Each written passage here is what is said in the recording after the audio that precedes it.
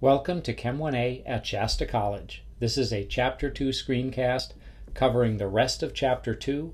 That is the material that was not covered during class during the week of August 24th through 28th.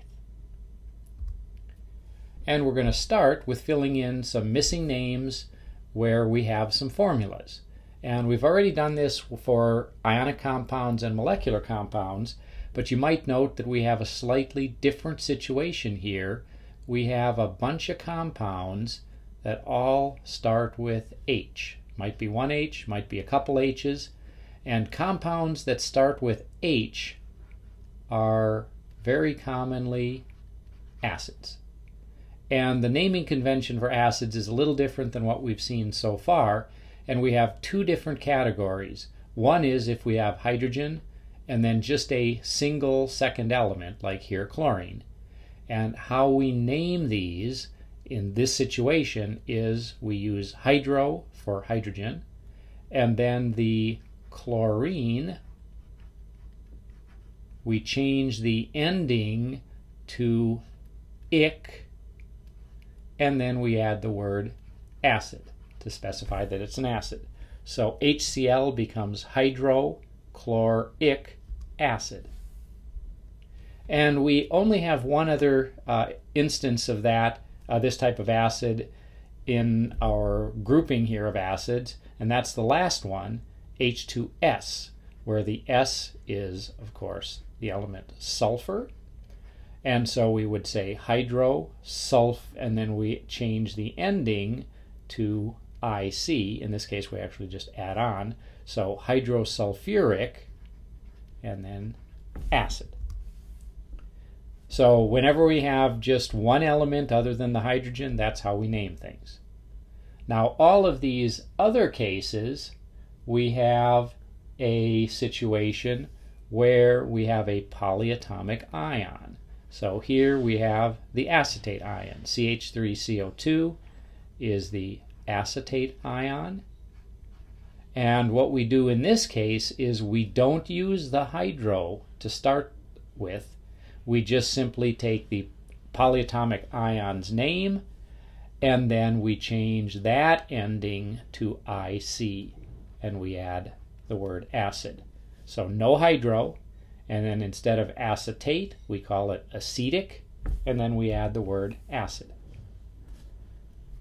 So here we have hydrogen with the nitrate ion, and with nitrate, we change the ending of ATE to IC, and then we add acid, nitric acid. Now this one is the ion nitrite. This is not one of the ones that I asked you to memorize, but it is still the case. And when you have an ITE ending for a polyatomic ion, then we use OUS and then acid instead of IC and then acid. So this one, nitrite, hydrogen nitrite, becomes nitrous acid. All right, so here's the last one to do. What's the ion SO4? It's an SO4 2- ion. It's called sulfate. Because it's a polyatomic ion, we don't use the hydro. And then the ending of 8 gets changed to ic, and then we add acid. So H2SO4 is sulfuric acid. Now the remaining thing to cover is how do we know anything about the composition and structure of atoms?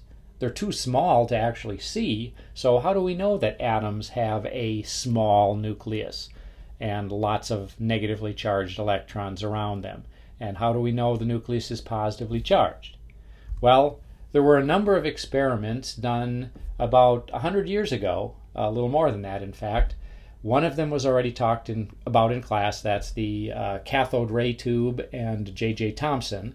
And the two we didn't get to are the oil drop experiment, which was done by Robert Millikan, and then the gold foil experiment, which was done by Ernest Rutherford. And let's do the oil drop experiment first. here is a sort of schematic of the oil drop apparatus, and we have a little oil sample with a little dropper, and it gets squirted or sprayed into the container. So this is kind of like a perfume spritzer. It sprays out, in this case, oil in really, really tiny, fine little droplets. And then there's a pinhole where the oil droplet, if it happens to be in just the right location, these will fall due to the influence of gravity, and oil droplet that's right above that hole will fall through the hole. The rest of them will hit this top plate and not be able to pass through. So you get this small little droplet trail of oil droplets falling due to gravity. And what we do, or what Millikan did, is he hit these oil droplets with X-rays, and what that did was it actually charged the oil droplet, and it charged it negatively, as it turned out. And then he had a little eyepiece that he could look at the oil droplets and see the ones that were falling through the pinhole and under observation. And then the last thing he did was this positively charged plate, or this metal plate here and there, could be electrically charged, and he made the top plate positive and the bottom plate negative, and then increased the charge to where the oil drop stopped falling due to the influence of gravity. So instead of falling, it just stayed still. And of course, that means that the oil droplets were given a negative charge, because they would be repelled by the negative charge on this bottom plate and attracted to the positive charge on the top plate, and they're suspended. And now the rest of this, it's a little beyond the scope of this class to explain how this exactly was done, but the charge on the oil drop was then calculated from the mass of the drop and the voltage on the plates. And that's some physics that's beyond the scope of this class, but interpretation of the results is not beyond the scope of this class. And so here are some sample results. One particular drop was found to have a charge of negative 3.2 times 10 to the minus 19th, and here the capital C stands for coulomb, the unit of electric charge. Second drop had a charge of negative 4.8 times 10 to the minus 19th coulombs. Third drop, negative 1.6 times 10 to the minus 19th coulombs. And a fourth drop, negative 6.4 times 10 to the minus 19th coulombs. Now this is kind of idealized data to give you the idea, but notice everything is something times 10 to the minus 19th, and in fact, they're all multiples of 1.6 times 10 to the minus 19th. 3.2 is twice as big, 4.8 is 3 times as big, and 6.4 is 4 times as big as 1.6. And then, of course, they're all negative, and they're all times 10 to the minus 19th. And what Millikan correctly concluded from this is what must be happening to give the negative charge to these oil droplets is that either 1 or 2 or 3 or some exact number of negatively charged particles, which are the electrons in atoms, sticks to the oil drop, and that's what gives it its charge. And so this negative 1.6 times 10 to the minus 19th coulombs must be the fundamental charge, i.e. the charge of an electron. So drop number 3 has 1 electron stuck to it, drop number 1 has 2 electrons, drop number 2 has 3, drop number 4 has 4, and we could have a drop with 5 electrons, etc. So Millikan's oil drop experiment, the conclusion was the determination that there's a fundamental charge that electrons have. Now the second experiment that we're going to look at is called the gold foil experiment, and it was done by Ernest Rutherford. And he did this in the early 1900s, shortly after radiation had been discovered. And what he did was he took a source of alpha particles and he fired them at a piece of very thin gold foil. So think kind of like aluminum foil, except even thinner.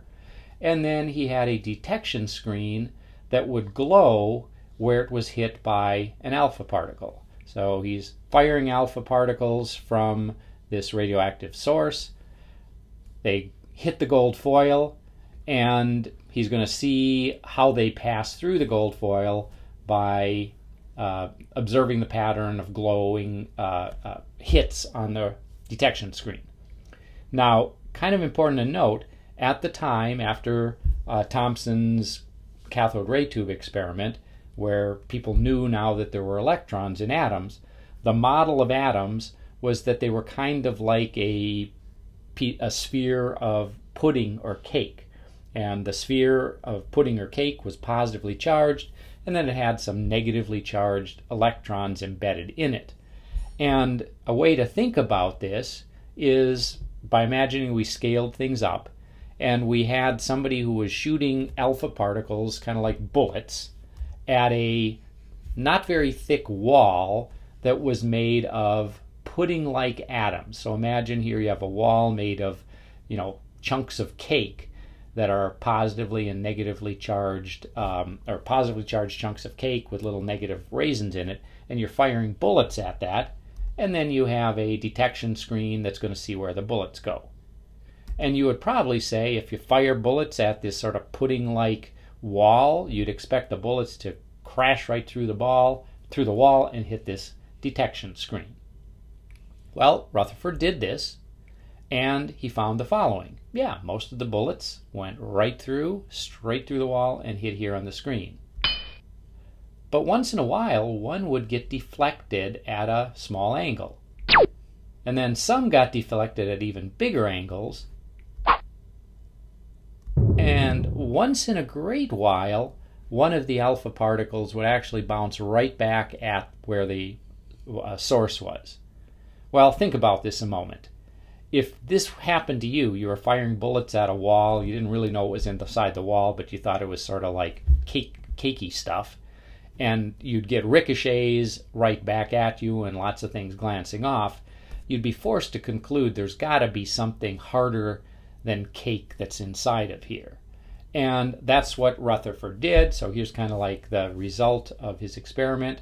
Fired alpha particles at the gold foil. Most of them hit directly across from where they were fired, but some get deflected, and then some get deflected by a lot. And it's also worth mentioning, alpha particles happen to be positively charged, and Rutherford knew this.